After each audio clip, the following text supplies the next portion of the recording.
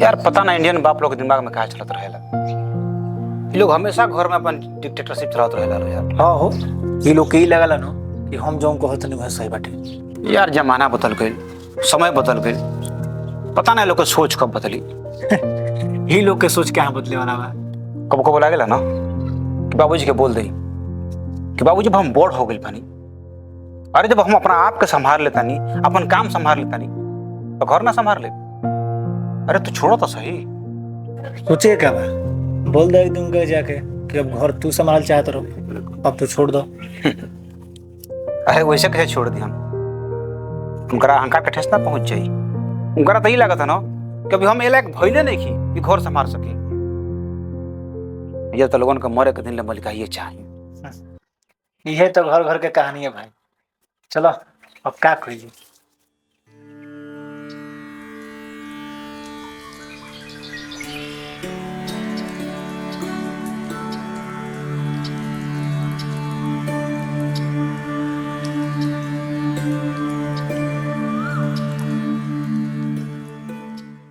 ये बेटा गौरव सुन बा। कहो जी। आओ बैठो बेटा। ऐसा बा कि हमार जूता तारा पाँव में हटे लगल। कुर्तो भी पहन सके, कुर्ता और जूता के साथे साथ घर द्वार के संभारो, हमारा कैसे मुक्ति दे दो। बोलो तहार का विचार बबुआ? मैं विचार करता एक बाटे बाबूजी। अरे नौकरी, ऑफिस, समाज ये सब संभालते बने तो घर परिवार संभाल ले तो एकदम बेफिक्र हो जाएंगे। अब बिना चिंता फिक्र के बस अपना भक्ति भाव में ध्यान दे, हम सब संभाल ले। तो से हमारी यही उम्मीद रहा बबुआ। लो पैसा भी लो और संभालो अपन घर द्वार।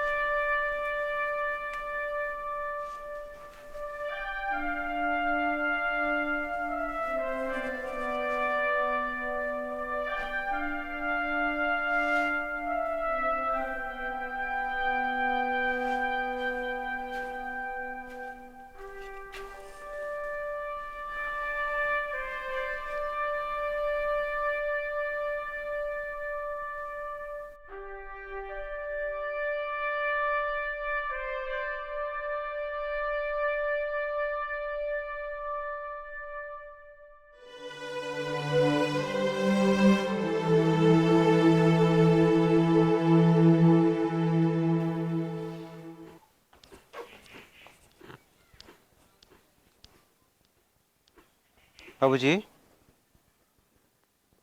तू है जूता पहने लो। हो अच्छा बनू।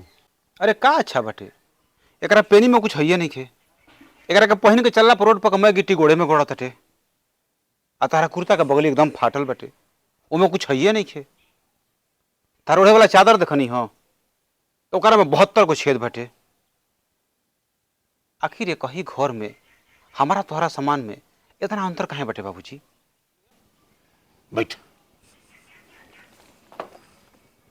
अंतर ऐसे बा काहे कि हम बाप नहीं, अब बाप के खुशी वही में बा जब ओकर संतान खुशी रहे।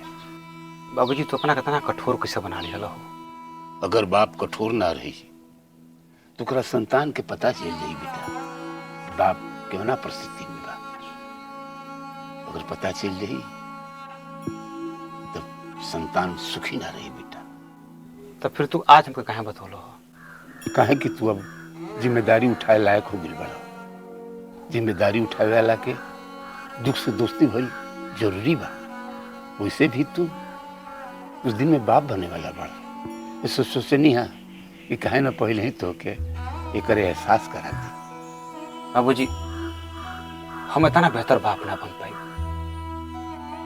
अकेले देह पर इतना कष्ट सह के एक ही घर में एके साथे रह के आ केहू के पता ना चले दिया कि तू ही कर सकेला। बेटा ये काम तबले कठिन लगता जबले तो के केहू पापा कहे वाला नहीं के।